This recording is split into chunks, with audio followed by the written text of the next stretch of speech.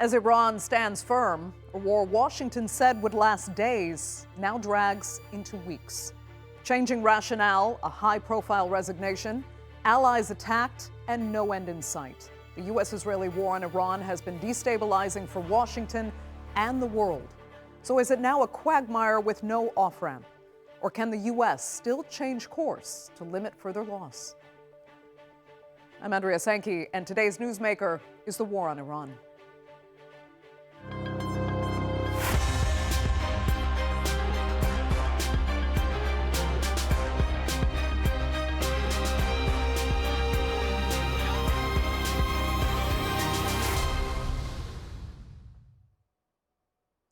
With its legality still very much in question, the U.S.-Israeli war on Iran continues, now approaching 1 month of combat.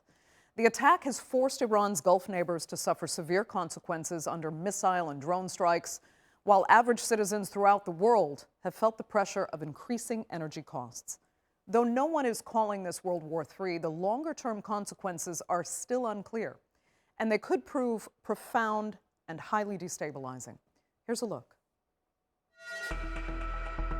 Dramatic escalations in the war on Iran have increased the temperature of the conflict after a major airstrike by Israel on an Iranian gas facility. On Wednesday evening, Israel struck the onshore infrastructure associated with the South Pars gas field. The gas field itself sits in the waters of the Persian Gulf and is the largest in the world, with both Iran and Qatar maintaining facilities in the area. In retaliation, Iran launched attacks on oil and gas infrastructure in neighbouring nations, hitting Qatar's Ras Laffan industrial city, causing extensive damage. This is a firm warning to those responsible for attacking parts of Iran's fuel and energy infrastructure in the south. In response, the fuel, energy and gas facilities at the source of the attack will be set ablaze and reduced to ash at the earliest opportunity. Donald Trump strongly condemned the Iranian strike on Qatar, saying the United States knew nothing of Israel's plan to target Iran's gas field. In an unusual move, he advised Israel against further attacks on South Pars, urging Iran not to target an innocent country, in this case, Qatar. Trump threatened to destroy the entire field if Iran kept striking other nations in the Gulf. Qatar declared the security and military attaché in Iran's embassy a persona non grata, giving them 24 hours to leave the country. Saudi Arabia also reported explosions on oil facilities near the capital, Riyadh, as well as a reported strike at Yanbu on Saudi Arabia's west coast. Sitting on the Red Sea coast at the end of a major overland pipeline, it's one of the few locations where Saudi and Gulf nations' exports can bypass the Strait of Hormuz entirely. A meeting of Arab foreign ministers on Thursday morning saw the Saudi foreign minister strongly condemn Iran's refusal to engage in diplomacy. This pressure will backfire. Will backfire politically, will backfire, I believe, morally, and certainly, as we have stated quite clearly, we have reserved the right to take military actions if deemed necessary. And if the time comes, the leadership of the kingdom will take the necessary decision. The price of crude oil continued to rise on Thursday as a result of Iran's latest attacks. Let's get some further perspective now and welcome two panelists from London, foreign policy analyst and former Middle East advisor at the U.S. Department of Defense, Jasmine Al-Gamal, and from Washington, former U.S. Secret Service officer and sergeant at the arms of the Maryland Republican Party, Barry Donadio. Thanks both so much for being with me. Barry, I hope I got your title there correct. But Jasmine, I'm going to start with you. Since this assault was launched 3 weeks ago now, what's going as you expected in this conflict, and what, if anything, has really surprised you? Well, thank you so much for having me, first of all. I mean, I think what really surprised me was the lack of preparation on the part of this administration to adequately assess Iran's retaliatory capabilities what it was capable, the damage that it was capable of inflicting on the Strait of Hormuz through its proxies, through asymmetric warfare, drone warfare, and prepare to defend its allies in the Gulf and its own assets. That was really surprising to me. You know, I was predicting in the beginning when the war, when we were still talking about the possibility of the war, that if the United States did decide to go to war with Iran, that it would have to prepare for these scenarios and act accordingly in the first strike and neutralize Iran's retaliatory and offensive capabilities.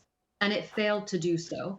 The other thing that's surprising me, although I always warn about uncontrolled escalation, but here we are, is how this war has now moved from military targets to maritime targets to now oil and energy infrastructure, which really is affecting now the entire world when it comes to global energy prices, not just the parties to the conflict directly. Yeah, I mean, Jasmine, I won't press you on this, but I mean, I'm kind of surprised that you really did expect the administration to be so prepared, given how, I guess, off the cuff President Trump in particular has been over the terms, over both of his terms so far. But I guess coming from a political background, you would expect going into a war like this that there would be a level of preparation exceeding what we've seen. But let me ask you as well about the Gulf states then and their positioning now. Do you think they're, as a result of this lack of preparation, regretting having U.S. bases on their territory, regretting their deep relationship, you know, with Washington, or has it actually kind of turned them against Iran at this point, especially Qatar? Yeah, of course. I mean, just to your first point about being surprised about the lack of preparation, you know, I mean, I come from a defense background and, as you know, worked at the Pentagon, and I know how much effort and time it takes to plan for these scenarios. And so, you know, it was surprising to me because I do know the weight and the gravity of these kinds of decisions and what the president should prepare for before he takes those decisions. But you're right, Donald Trump is an unexpected operator. In terms of the Gulf, listen, the Gulf states are in such a tough position because they feel they're stuck between a rock and a hard place right now. They are being attacked by Iran when they had spent so much time trying to convince President Trump not to go to war with Iran. They had managed to create this kind of calm coexistence with Iran in the region, a detente, if you will. Some had better relations, some had worse relations, but it was all calm. And there was this agreement amongst all of them that war was not in the interest or conflict was not in the interest of any of them. And that has been totally shattered now, and the Gulf countries feel immensely betrayed by Iran. On the other hand, after investing so much time and energy in their relationship with Donald Trump personally and with the US as a country in terms of diplomatic relations, they also feel quite shocked and dismayed that the US didn't even give them so much as a heads up before going to war and putting them in this position now. So they really are between a rock and a hard place. Yeah. Beryl, let me turn to you because as someone who had not criticized this war or the approach to it, you know, you'd earlier said that one thing the U.S. really had as an advantage going into this was sheer testosterone, actually, you said, and real resolve. Do you still believe that can really lead to a U.S.-Israeli win here?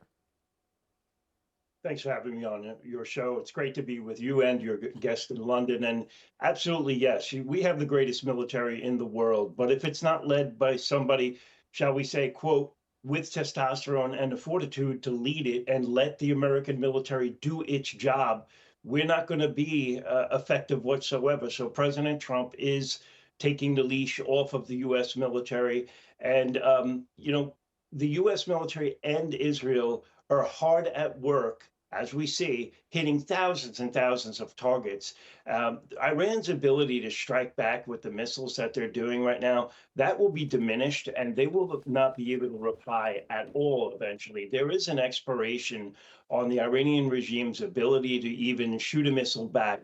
that day is coming. It's not coming as quick as all of us want it to be, but make no mistake about it. When the Saudi foreign minister was just in a report before we came on, I heard nothing about anything, him regretting what's going on. I heard him saying, okay, basically, if Iran continues to hit us, we're probably going to go and strike. We reserve the right to strike Iran. And that's pretty much the sentiment of all the Gulf state allies. And, you know, another thing that surprised me is that Iran hit Oman. That was the surprise for me personally. Okay. Barry, just quickly, though, did you really expect, though, the U.S. to go all in as it has? Because many expected Israel to do the heavy lifting and that the U.S. would supply the weaponry, but now it's almost being framed as a U.S.-led war. Yes, I expected the United States to go all in, and this is in support of not only our interests, our Gulf state allies, and Israel. And behind closed doors, there are many countries that wanted the United States to go in. And let's not forget, we're doing unfinished business and the dirty work of the rest of the world. Nobody wanted the Ayatollah Khomeini to have a nuclear weapon, and nobody in the world wants him to have ballistic missiles either. So people can say what they want in public, but behind closed doors, NATO, Gulf state allies, all of the American allies, they are pushing for us to get this job done. Okay. Well, let me ask Yasmin about that, particularly Barry's point there that there is an expiration date on Iran's military capabilities, because others would argue, and especially with you with your defense background, it's not about military capabilities here. Yeah, I mean, there's so much I want to unpack in terms of what Barry said. I mean, first of all, I just find it interesting how we're talking about testosterone in leadership in times of war as if it's a good thing. I think if we were talking about a female world leader going to war and talking about her estrogen, I doubt we would be talking about it in such a flattering manner. So you know, testosterone doesn't prevent civilian deaths. It doesn't prevent, escalation. In fact, it adds to it. And it doesn't intercept missiles. So it's just an odd thing to be talking about. In terms of the expiration date on Iran's military capabilities, I think if this war continues, the worst is yet to come. Iran has not yet fully activated its proxies across the region. The Houthis have been really quiet over in Yemen. It still has not used every weapon it has in its arsenal. It hasn't activated fully its proxies in Iraq and Syria. It has drones by the dozens. They're cheap to make, they're easy to deploy, and it costs a lot of money to shoot them down. So I think if this war continues to escalate, we are going to see so much more damage. And I know both of you care equally as much as I do about the toll that this war is taking on civilian deaths across the region. I mean, we have hundreds of deaths in Iran, in Lebanon, across the Gulf. We have, over 1 million people now displaced from their homes in Lebanon, in Iran, including Afghan refugees in Iran who've already been through so much trauma in their lives. And so the human cost, I think, is not something to take lightly here. I think, I was just speaking yesterday, sharing this with both of you, to a friend of mine who had just finished a 3-year diplomatic tour in Iran and is now back in his home country. And he was telling me, listen, Jasmine, this regime was disintegrating anyway, even if we had done nothing. It was running out of money. The Ayatollah was really old. He was probably going to die in the next few days anyway. We didn't have to go in and mess things up the way we did, especially given that President Trump had assured the public that we had definitively degraded Iran's nuclear program last year in the 12-day war, and we were in the middle of negotiations now to address the overall issue of its enrichment capabilities. So I do think illegal and wholly unnecessary. Let me ask Barry if you concede anything on that it was actually a matter of time that for the Iranian regime to disintegrate from within, from its own domestic uprising and dissatisfaction, or at least toward the end of massive reform within the regime that could have been a win-win for not just Iranians, but all of its neighbors and even for the U.S. I think that would have been a possibility. We've been waiting for that since 1979, and the stars are in line to get this job done now. The October 7th attack in Israel seemed to be the trigger point for all of this and the last straw.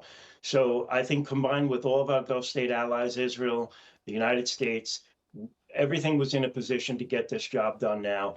They have been trying for a very long time through diplomacy.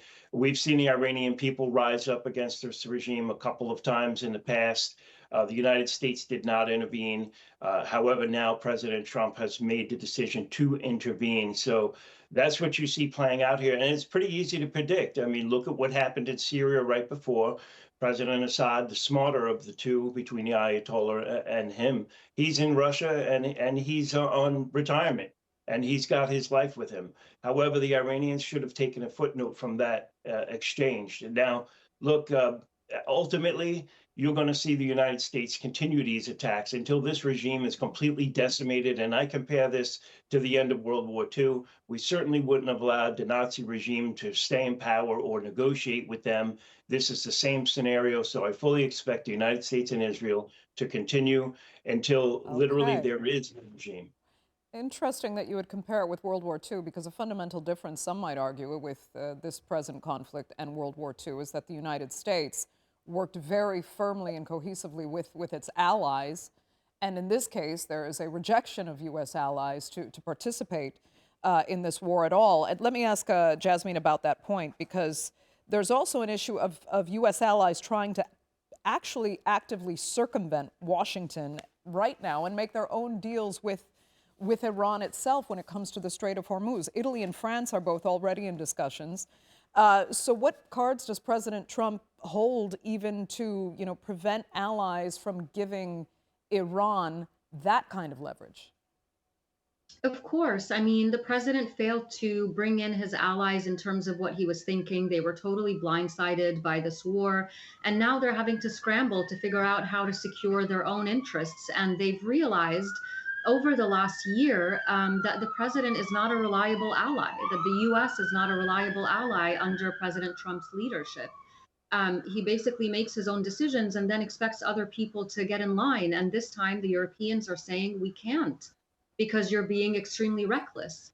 So the allies, and the relationship with our allies is really important here. And as you said, is a big difference between the analogy to World War II. And then we can't address, we have to address the elephant in the room here, which is that if we're going to go down the World War II analogy path, the U.S. entered the war after being directly hit at Pearl Harbor. In this case, there was no such imminent threat to U.S. national interests, according to our own intelligence estimates. According to the senators that have sat in classified briefings, they have stated very firmly that there was no imminent threat to the United States, that it was ludicrous to think that Iran would ever preemptively strike the United States and start a war that way, especially, again, in the middle of negotiations. And so there are a lot of differences. This is a war of choice, and it's an illegal war of choice, and it's causing immense damage that could have been avoided through diplomacy. Also, quickly, Jasmine, and the dynamics post-World War II, we saw a very clear new world order whereby, the Allies stood on one side. The Cold War actually developed out of that. Not that the Cold War was a good thing, but there was no active combat, I guess one could argue. But what the difference this time, what do you think going forward? Would it be as to where the U.S. would stand? Is it looking at being isolated in a way it wasn't, obviously, after World War II? Yeah, it's such a good question. And I think you're really hitting the nail on the head here when you start to ask about what kind of world order is being shaped right now. Obviously, the region is being fundamentally reshaped. I think not in a good way. I think we're going to see the second and third tier effects of these last 2 years reverberate for years and years to come, just like we did with the Iraq War. I think that if World War II resulted in the creation of a new world order that saw the U.S. and its European allies, really work hand in glove to shape the world and work together, then what we're seeing post October 7th is the disintegration of that world order. Starting, of course, October 7th, as we've all talked about before, was such a horrific, unprovoked attack. But what the Israeli response to that and the violation of every international law and norm and the impunity with which Israel operated and it led us directly to where we are now. So I always say if international law is not applied everywhere, then it means nothing. And what we're seeing right now is a result of that failure to uphold international law equally. And I think it's going to have severely grave consequences for us moving forward. Yeah. Very shortly, we'll go to our guest in Tehran. But Barry, I have one final question for you because so much of Trump's presidency is based on his very loyal following in the United States, MAGA. And we've been hearing that even the base isn't happy with suddenly seeing, first of all, the U.S. enter a foreign war that he promised he would not do. And at the most basic level, the cost of living rising further. Oil prices going up, prices at the pump are going up every day. Also, we've had the resignation of a top U.S. counterterrorism official, Joe Kent, and his rationale that the U.S. has gone to war in the interest of a foreign country. Does that at least make those diehard Trump MAGA supporters uncomfortable about backing this war? No, really, that's not what I'm hearing. And nobody that I know is really against this war whatsoever. That is the news reports, however. But, Mr. Kent, we wish him the best. For whatever reason he wanted to resign and move on with his life. That's fine. And he is a good intelligence officer. There are others that are going to replace him and be an asset to the United States. But I wouldn't take great faith in MAGA or the Republican Party being against President Trump on this move. That is not what I'm hearing. That is not my sentiment. And most of us feel that this was triggered by October 7th attacks on Israel by Hezbollah and Iranian proxies that Iran funds. And that's where we have gotten. We have gotten to this point because of that. Barry and Jasmine, we're going to turn now to Tehran. Do stay with us. We have joining us to get the Iranian perspective is foreign policy analyst Mohammad Khatibi. Mohammad, thanks so much for being with us.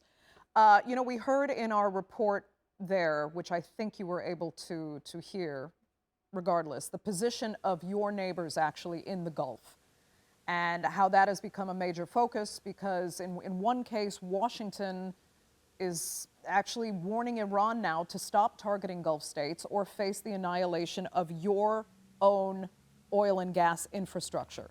One of those U.S. allies, of course, as we mentioned, is Qatar. It's your ally. So has it been tactically wise for Tehran to go after kind of its only ally in the immediate region? And should Tehran maybe heed the U.S. warnings to at least leave Qatari facilities alone, if not those of the greater Gulf as well? So there is an important issue here, and Tehran is trying to make that clear. If our facilities, Iranian facilities, is targeted, and if the production of oil and energy is stopped in Iran, there will be no energy coming out of the Middle East for everyone. This is a sign. This is not our or Iranian attempt to stop production or attack sovereign nations. This is a sign for the United States that if Iran stops its energy markets, there will be no energy coming out from the Middle Eastern region. So there is an important issue, and that's Israel. Israel started to attack energy infrastructure in Iran, and this was in response to that. Iran, up until now, was not attacking the oil infrastructure or gas infrastructure in the region, and it was only targeting the military installations and US assets, also the Israeli interests in the region. now that Israel has escalated the war into civilian infrastructure, what do you expect from Iran? To sit and look its infrastructure to be destroyed, or to retaliate? So this is a first step. And Understandable, if but, the United I mean, States that's and a very Israel logical- continue targeting Iranian... But the question is about alienating your own very few allies, particularly those in the region. Can Iran really afford to do that, especially in the case of Qatar and even in Oman? So Iran has time and again called on its Arab neighbors to prevent United States and Israel to use their sovereign territory against Iran. And this is a clear sign that if you continue allowing United States and Israel to use your airspace, to United States to use its bases in the region to attack Iran, there will be no security for us. If Iran does not have security, no one else in the region can have security. And that's a simple and logical issue. So about the alienating allies, Iran has always respected the sovereignty of its neighbors. And why Iran does not attack Pakistan, why it does not attack Afghanistan? This is simple, because they are not providing their sovereign territory to attack Iran. That's simple. Prevent the United States and Israel. Understood. Mohammed, we just have a few minutes left, so I needed to ask you something a little more personal, because, while the United States argues that Iran is, your military has been so severely degraded, and it's just a matter of time before the regime collapses, and the Iranian people in particular can't take anymore, I need to ask you if you believe the Iranian people are kind of specifically equipped to survive this kind of assault and damage, because you've really had to survive over decades now under the most severe sanctions and geopolitical isolation. Has that given Iranians, in effect, a kind of tenacity that others in the West and the Gulf may not have and don't really fully understand? So there was a calculation by the United States that if Iran is attacked and its leadership is decapitated, the regime will collapse. But it was false, because Iran started to launch retaliatory operations against United States and Israel after just 2 hours. About the people, the one and important thing that is, Iranians do not want foreign dictates, whether it be anti-government and opposition, or be nationalists or pro-regime people. All Iranians are against foreign dictates, and those who called on United States and Israel to attack Iran, I don't think that they are Iranians, because no Iranian inside Iran wants to be bombed. No one wants to be killed and its civilian infrastructure to be destroyed. And this is something personal that I'm talking about. No one wants his children to be dead, as we saw in Minab, southern Iran. Mohammed, I am so sorry to have to interrupt you. We're unfortunately completely out of time for this edition of the Newsmakers. I'm glad you could join us. Thanks so much for being here, and thanks to our viewers for joining us as well. Remember, you can follow us on social media. Do be sure to subscribe to our YouTube channel. I'm Andrea Sankey. We'll see you next time.